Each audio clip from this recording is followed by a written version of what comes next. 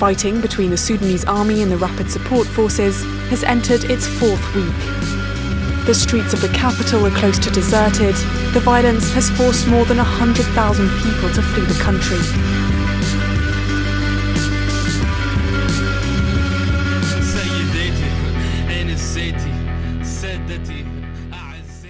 Welcome to episode 26 of Tahrir Podcast and the third in-person audiovisual episode. For the past few weeks, Sudan has been caught in a conflict between the Sudanese Armed Forces, the SAF, led by General Abdel Fattah al-Burhan, and the Rapid Support Forces, the RSF paramilitary group, led by General Mohammed Hamdan Dagalo. Both factions worked together to overthrow Sudan's former dictator in 2019, but they are now at odds over how to integrate their forces ahead of a transition to civilian rule. The fighting has killed over 500 people. I think the numbers are probably way higher than that, with Khartoum and Durham becoming battlefields in which they fight. An analyst and consultant on African peace, security, and governance issues, my guest today, Cameron Hudson, who joins me in person in Durham, has held various positions such as intelligence analyst in the Africa Directorate at the Central Intelligence Agency, Chief of Staff to successive presidential special envoys for Sudan, and Director for African Affairs on the staff of the National Security Council at the White House during the Bush administration. Welcome, Mr. Hudson. It's good seeing you and recording in person. Thanks very much for having me. Of course, welcome. So you have quite the background here when it comes to Sudan. So could you maybe start by talking about that briefly, your background, past and present? Well, you talked a little bit about my time in government. I started working on Sudan during the negotiations that were going on for the comprehensive peace agreement to end the North-South Civil War in Sudan. And that turned into a period of both hope, but then also of threat, because the conflict in Darfur emerged essentially at the same time that we were trying to make peace in the North-South conflict. And so I stayed with the work on Sudan through that conflict in Darfur, moving over to the State Department during the period of negotiations where we were finalizing the remaining elements of the comprehensive peace agreement leading up to South Sudan's independence from Sudan in 2011. And then, of course, watching as both conflict erupted in the two areas between Sudan and South Sudan, and then eventually becoming conflict in South Sudan with the civil war there. So, my experience in Sudan has been marked by very difficult times in the bilateral relationship between U.S. and Sudan, and essentially always driven by some set of negotiations that were going on, trying to get the Bashir government at that time to change its ways with respect to its treatment of internal dissent, its treatment of peripheral communities, and then since leaving government, I have been largely in the world of think tanks, where I've been studying these questions and how they apply to the broader region in the Horn of Africa. Since that time, I'm currently a senior associate at the Center for Strategic and International Studies, where I follow the region more broadly, looking at democratic transitions, looking at counterterrorism fights, and looking at general issues of peace and stability and governance. So you have extensive experience working with Sudan, including as Chief of Staff to Presidential Special Envoys for Sudan. So based on your experience and current analysis of the situation, how do you think that point was reached? And was it coming all along, or why are they fighting, and how did they get there? Sure. Well, I think that for many people who have been watching the situation develop in Sudan under the military junta, certainly in the last 2 years since the coup, there really isn't a lot of surprise to what's happened. As tragic as it is, it's not particularly surprising. I have seen, in my experience, the army use peace talks, political talks, negotiations as a tactic to avoid pressure, to diffuse pressure, to buy time, to use that time to develop a new plan, a new strategy, to build allies. They have used these moments, whether it was in the lead up to the CPA, whether it was around the negotiations for the deployment of peacekeepers in Darfur, whether it was around the negotiations to separate Sudan and South Sudan, any of these moments, the Army has learned to use these times to deflect pressure that is building on them to make a choice. And so as we have been watching the negotiations play out in Sudan between civilian actors and the military, and by the military I mean also the RSF in this case, the kind of broad security forces, what was, I think, plainly clear to many of us who have watched this over the past 20 years is that this was yet another moment where they were using political talks to essentially demonstrate to the international community that they were willing to sit down. That was helping them to avoid the threat of sanctions or growing pressure on them from various quarters of the world. But what I never saw in the lead up to this violence was a genuine commitment on the part of any of the kind of generals that are at the heart of the conflict now for real and genuine reform. And I think that what we have seen time and again is a real gap between what they say and what they do. And so we want to believe, we, the international community, we, the U.S. negotiators, we want to believe what we're being told. But what we're being told is a tactic to diffuse pressure, to prevent punitive measures from being imposed. And so we got here, just as, in many ways, just as the coup happened in 2021, where up until the moment of the coup, these generals were telling us there's not going to be a coup. Everything's fine. We're getting along perfectly well with civilian leaders, and we're not threatened at all by civilian leaders until a few hours later when they were threatened by those civilian leaders and they ended up overthrowing them, right? And so for those of us who have been following this, even not that long, it feels like history repeating itself here with the conflict breaking out, with them telling international negotiators that the talks around security sector reform, the talks around incorporating the RSF into the military were proceeding, that U.S. officials were optimistic, felt like people were negotiating in good faith. I think we have to question all of that at this point. I think we have to look back and really question the sincerity and the veracity of those military generals, and we have to put their words into the larger historical context of what they've done in the past and how they've done it. So I think we can't be surprised that we got here. I don't think they were ever genuinely committed to any of this. I don't think we were going to force it on them through the threat of sanctions. These are not people who I think respond to the threats of sanctions. These are people who carry out crimes. They don't threaten people with harassment and detention and death. They carry it out. And so I think it's unwise of us to think that they're going to respond to mere demonstrations of threats. We have to impose costs and consequences, and that's something that we never did. We didn't do it when they came in forcefully and broke up the sit-in in 2019 and threw hundreds of bodies into the Nile.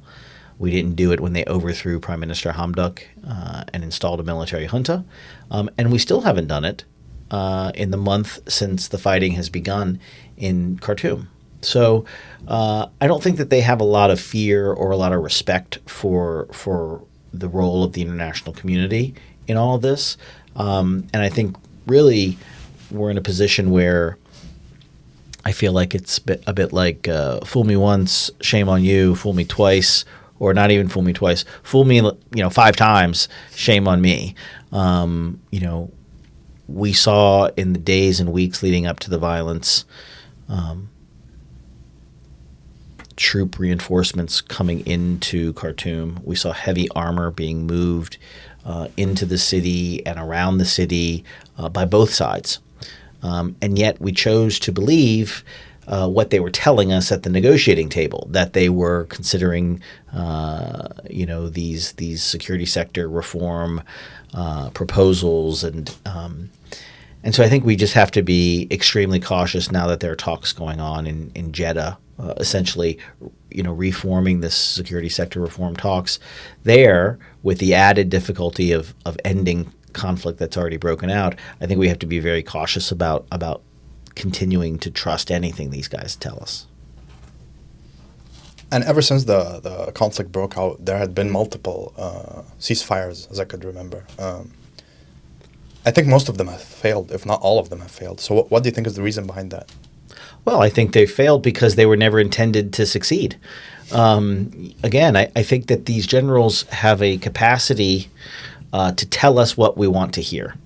I think they're cowards, and I think that when they get on the phone with, whether it's the Secretary of State or the Secretary General of the United Nations or the Prime Minister of the United Kingdom, they will say, yes, of course, I agree to your ceasefire, and I'm cooperative. It's the other guy that's not cooperative. But I'm going to cooperate with your ceasefire because I want the best for Sudanese civilians, and I'm here to save our country. So that's what they say. I feel like it's a tactic to get off the phone with those people. I feel like it's a tactic to demonstrate that they are cooperating and that they're somehow, occupy a moral high ground that their opponent doesn't. And I think that Burhan and Hemeti are equally guilty of committing this crime.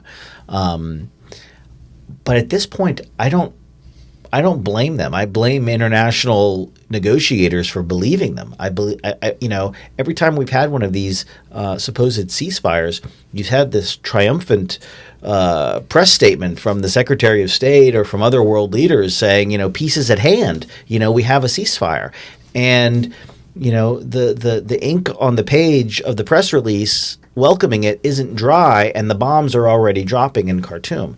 So, I've been fairly disappointed that we continue to kind of fall for these tactics and tricks, by these guys. So I don't think we can expect any of these ceasefires to hold, and that's why I'm very skeptical of the talks that are going on in Jeddah right now to create not only a humanitarian ceasefire, but that would roll into some form of political negotiations. I'm very skeptical because, again, I think that these guys are masters at avoiding pressure and deflecting responsibility. And if we continue to allow them to do it, then we know what the consequences of that look like on the Sudanese people. So what do you think could work? Do you think international boots should be there for ceasefires to work? I mean, I don't see any other way that would work, unless the UN intervenes or any other international power does. Yeah, well, I don't see any other international power intervening, and I would worry about what that would look like. There's a proposal on the ground right now to have the African Union at least deploy some kind of modest force to the Khartoum airport to help it reopen, and so that humanitarian flights can start to fly into the airport.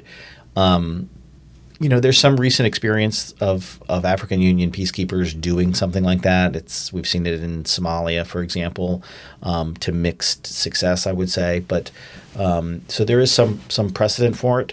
I don't know how prepared or able the AU is to take on that mission. This is a pretty big mission to take on right now, given everything else that's going on in the region. So I think there's some question around that. I would go back to the question about sanctions, because that seems to be the one kind of punitive measure that people talk about a lot. And of course, the Biden administration in early May announced a new sanctions regime for Sudan. A new executive order was announced, essentially threatening sanctions, creating the legislation that would allow the president to sanction people who are undermining the political talks or conducting the war in Sudan. But we haven't sanctioned anyone under that new executive order. And it's interesting to me because when I was responsible for that policy in the Bush administration, when we created the sanction, we imposed it immediately. So when in 2007, we created an executive order that allowed the president to sanction people for crimes being committed in Darfur. And the day he announced that sanction and the creation of that sanction, he announced the list of people and companies that were being sanctioned under that law the same day. And the Biden administration has not done that. And what that does is, I think we talk about sanctions creating leverage, right? Giving us power. But the fact is that the way we're approaching our sanctions today give the generals the power. Because when you announce a sanction and you impose a sanction immediately, which is what President Bush did in Darfur, you then are negotiating with these people on the terms under which you will remove them from the sanctions list. Today, what the Biden administration is doing is it's threatening sanctions, not putting anyone on the list, and negotiating with them the terms under which they will be placed on the sanctions list. Right? We're saying, if you don't cooperate, we're going to put you on sanctions. Rather than saying, you're on sanctions, and if you don't cooperate, we're not going to take you off. I'm not saying that sanctions are a silver bullet and that, if we were to have sanctioned these guys, they would have dropped to their knees, 2 years ago. I'm not making that argument.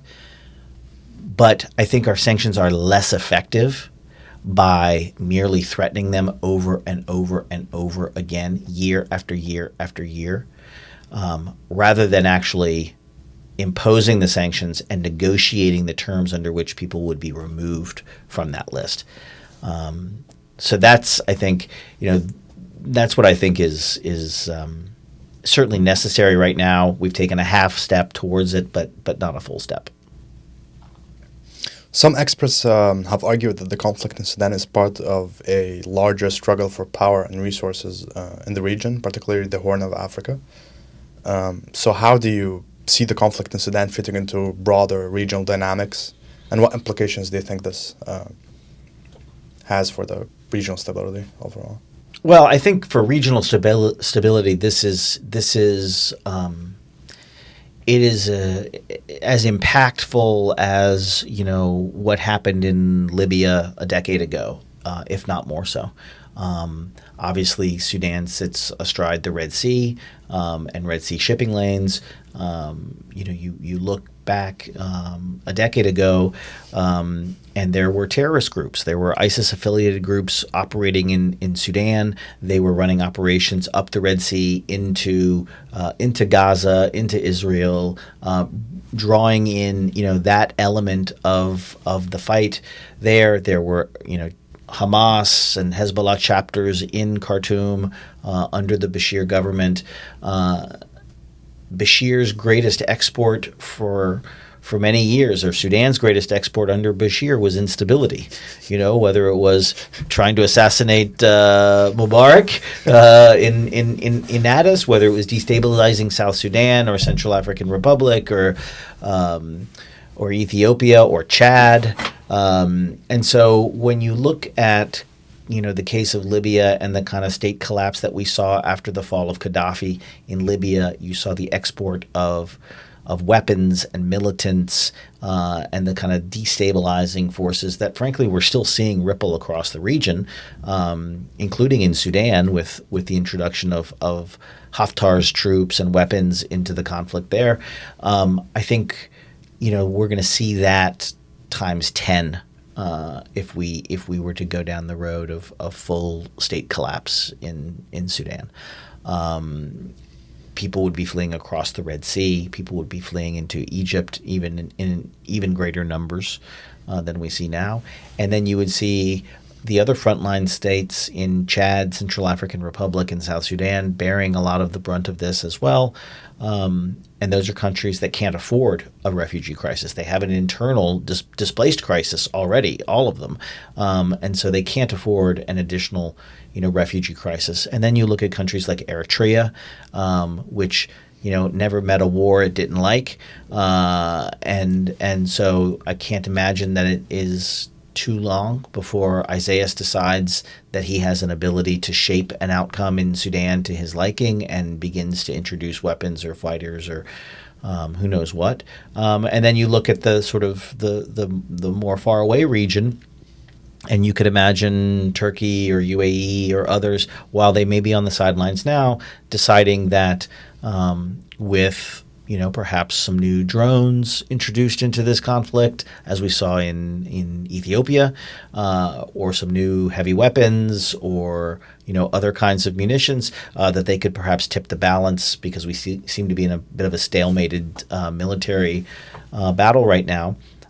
You might start to see larger powers in the near region decide that their involvement could shift the tactical balance on the battlefield in a way that benefits them. And so I think for the region, the consequences of this are potentially devastating. And I think for civilians in the region, I've been talking about sort of the geopolitics of the involvement. But I think perhaps a sadder commentary would be on the failure of a democratic transformation, or even a civilian transformation, which is not even a democratic transformation, right? I think that, Sudan saw itself as a model. When Prime Minister Hamdok came to Washington in 2019, I hosted an event with him where he stood up and said, people are going to teach about Sudan's 2019 revolution, the People's Revolution. They are going to teach, the Egyptians, they didn't get it right. The Tunisians, they didn't get it right. Right? He rattled off all of these countries. The Syrians, he went through the whole list of those countries that couldn't get over the hump. The people power was there. They were in the streets. They were ready to die for their beliefs. But for whatever reason, they couldn't get over the hump. And Hamdok was in Washington to say, we have done it in Sudan, and people are going to teach this. This is going to be the new model, and we're going to export this model of, people-led revolution across the world. And Washington applauded. And Washington said, yes, this can be the model, and we can work with people to export this and to live their democratic dreams, and we're going to bring it to Chad, and we're going to bring it to, Ethiopia, and we're going to bring it to all of these countries in the region where there's a real hunger for that kind of transformation. And so I think that the commentary on the fact that the United States has poured diplomatic and financial resources into Sudan to keep the kind of civilian and democratic fires burning, and only to see them extinguished after this massive coalition of countries, powerful countries, have spent time and energy and money trying to make this revolution a success. What are the implications for the democratic aspirations of people across the region, in the African world and the Arab world, when they look at the hellscape that is Sudan today, right? And the fact that the United States and others are still sort of standing around watching it go up in flames like that. I think it has a very chilling effect. If I were you, if I were a young Egyptian activist or a young Chadian activist, I would really think twice about taking to the streets and choosing that path for myself if I'm sitting here watching what's happening in Sudan today. And to what extent do you think outer powers are involved. I mean, for now, for a fact, we know that Haftar's LNA is involved because they shipped arm shipments. But to what extent do you think other powers are involved? I mean, I think... also, I want to know what you think about the extent to which you think Russia is involved, because there was in 2021, they were in talks with the RSF General Dagalo about having a contract for a sea base on the Red Sea, a naval base. So who do you think is involved in this conflict? So, I think right now, and it's still early in the conflict, sadly, I think that the country with the greatest actual military involvement on the ground in Sudan right now, I think has to be Egypt. They probably also have the most at stake, the most to lose, or the most to gain, depending on the outcome, right? And so we have seen reports of Egyptian special forces operating inside Sudan. We have seen reports of Egyptian planes and pilots on bombing runs on behalf of the Sudan Armed Forces. I've seen reports of Egyptian pilots flying Sudanese planes, targeting RSF positions. And if they're doing all of that, you have to assume that there is a major intelligence sharing operation going on regarding the targeting of RSF forces, RSF leadership. One must assume that there's also a supply line going from Egypt to Sudan, which again I haven't seen public reporting on. But I would say that Cairo has been as explicit as anyone in the years past as saying that they feel threatened by the rise of Hemeti in Sudan, and that they would not accept a country run by the RSF under Hemeti.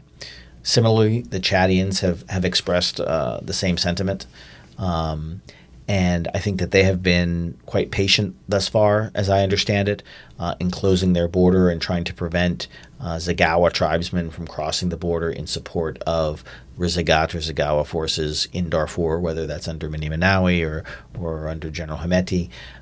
So I think that they're trying to remain on the sidelines, but they've also expressed publicly some red lines for themselves regarding the rise of the RSF and whether or not if Hemeti were to fall back to Darfur, or if he were to fully take control of Sudan, of Khartoum, then you could see that crossing a red line for the Chadians, and then them coming into the conflict in a much more conventional way. Thus far, everyone who's involved in the conflict, I think, is largely covert about it, save for some of the Egyptian stuff. You mentioned Haftar. We've seen reports of rebels from Central African Republic coming up. There have been some reports of President Isaias in Eritrea lending support to the RSF. A lot of that is rumor. A lot of that has not been substantiated on the ground. But I think that as this goes on, and as the RSF in particular requires resupply, I think you're going to see more and more countries getting involved in ways that are less and less covert. So you have experience working with both the United Nations and the United States government on issues related to Sudan, obviously. So how do you see the role of the international community in resolving the conflict in Sudan? And what steps can be taken to ensure effective international engagement? Well, I think right now, as we speak, the focus is on getting some kind of humanitarian truce, because it's clear that, and I think a U.S. official said it today to Congress, we really can't do anything as long as there is this humanitarian crisis. So it's really difficult to talk about anything beyond the most immediate ceasefire to allow for humanitarian assistance to come into the country. So that's clearly the focus right now, as it should be, I think. But the problem with that is that how you resolve some of these near-term tactical issues is going to kind of position you for the and set the tone and tenor of potential political talks that are supposed to follow about how this ends and how the military or these forces hand over power. So all of these questions are related. My fear right now is that if you look at these talks that are going on in Jeddah, they're not the way you run a political negotiation. There's a small number of Americans, I think 3 or 4 in Jeddah, a similarly small number of Saudis. The people who are there are not decision makers. They're not high level. They're mid-level bureaucrats who are negotiating this. They might be reporting up to higher people in their capital. But the people who are there representing the international community in these talks are not senior. They don't have the ability by themselves to make a deal. The Sudanese will see that. Both sides will see that. Both sides will see that we are not prioritizing this by sending high-level interlocutors. I think that what's missing in all of this is a kind of international contact group. We've talked about having a special envoy from the Secretary General of the UN. The Arab League is now talking about getting involved and having a kind of contact group there. The AU is doing something, not clear what. So there's all these sort of disparate international initiatives, but there is no overarching kind of framework, and there's certainly no one person who has been designated to lead that. And that's a recipe for allowing these generals to forum shop. It allows them to build external alliances.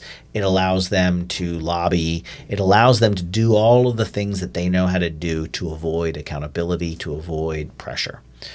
And so I think the best thing that we could do would be to create a high-level contact group so that anybody who cares about Sudan can come. It can be convened, monthly. It can be convened on Zoom, whatever, and so that there is a shared understanding of what is happening in the country and what other countries' interests are. It would be, I think, very useful if all of the countries, all of the neighbors especially, sat around and said, these are our red lines. These are the things that concern us. These are the things that will trigger us to get more involved. We can't avoid those tripwires if we don't know that they're there. And so a contact group that draws in countries, that creates more transparency, more, frankly, even some measure of democracy among, these are not democratic countries per se, but, having them sit around, feel like they're part of a process. Because if people look at Jeddah and they say, okay, well, it's just the Saudis and the Americans doing this, I'm going to go do my own thing. I'm going to go cut my own deal with Burhan or Hemeti. I'm going to use the back door to come into Sudan and make sure that my interests are protected, because clearly Washington and Riyadh are not in there to protect Chadian interests or Ethiopian interests, right? And so you risk, by not having a kind of broader contact group, you risk countries feeling excluded from the process and therefore doing their own thing. I think that's the feeling that Cairo had for a very long time. You had this kind of quad organization of the UAE, Saudi Arabia, the UK, and the US, excluding the most powerful actor in the region, the Egyptians. And so during those political talks, the Egyptians opened up a parallel track. So I think we risk having that repeated if we don't have a kind of broader contact group, and if we don't have, truly a serious senior person designated as the lead on this. Right now we have a first-time U.S. ambassador who's sort of leading on this, and I don't think that that's sufficient. And that's not somebody who answers to the Secretary of State. That's not somebody who has not that person isn't a capable person, but institutionally, the actors who they're negotiating with are going to look at these people who are assembled in Riyadh or in Jeddah and just not take it seriously, is my fear. And if they don't take it seriously, how are they going to take the threats delivered from these people seriously? And how do we expect them to implement whatever they've agreed to if they don't take us seriously.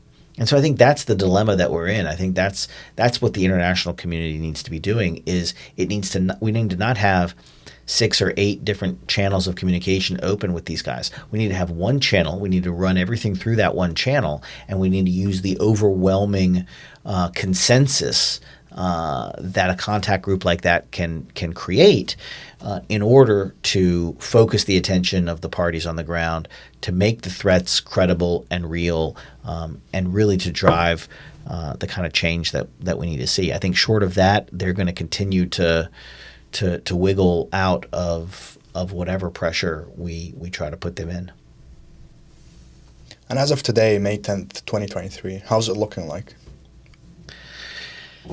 I mean, it looks really bad. I mean, the humanitarian situation continues to worsen. The number of people on the move continues to increase. The number of people dying continues to go up. The amount of looting, indiscriminate violence, not even organized violence, continues to increase. There's no clear battle lines. Residential areas are the battle lines now. People are now dying of treatable disease because the hospitals are closed. The healthcare system has collapsed. And that's just in Khartoum. We have very poor understanding of what's happening in Niala and Fasher and El Obeid, in Kadugli, in Kassala and Port Sudan. I mean, anywhere around the country, we have much less understanding of how bad the situation is in these places. It's pretty clear that these forces, while not evenly matched, they have different order of battle and dispensation on the ground, but they're stalemated in their fight because their tactics are so different, because their fighting strength is so differently matched. It has resulted in what feels like a kind of stalemate, and so that's very worrying, because you look at the recent history in places like Syria, where you see what years of conflict looks like in an urban area, and that's very concerning. Definitely. And last question: how and when do you speculate this is going to end? Well, it's hard to speculate. it's hard to speculate on how something is going to end. What I would say is, I hope it ends in victory for someone. I think the scenario that I'm afraid of is that these two sides agree to some kind of peace deal because they don't want to lose on the battlefield. And signing on a piece of paper is better than military defeat. But I don't think that we can do security sector reform with either of these institutions as they are now. I think a peace agreement prior to a battlefield defeat allows whoever's on the losing side to rebuild, to strengthen themselves, and to fight another day. And that's what I worry about. I worry for the Sudanese people that as long as these two generals remain in the country, as long as international negotiators continue to give them a seat at the table and make them legitimate political actors when they've lost their legitimacy, I fear that Sudan will know no peace, that Sudanese people won't return to their country. I wouldn't return to Sudan if either of these two guys were sitting in some mansion in Khartoum controlling businesses and things like that. So something has to fundamentally change for this to really end. And when I say end, I mean also not just end the fighting, but end once and for all the kind of autocratic, Islamist, dictatorial regime that Sudan has known for 30 plus years. For that, it's very hard to predict how we get there from here, though. That's it. Thank you for your time, Mr. Hudson. Thanks for having me. Of course.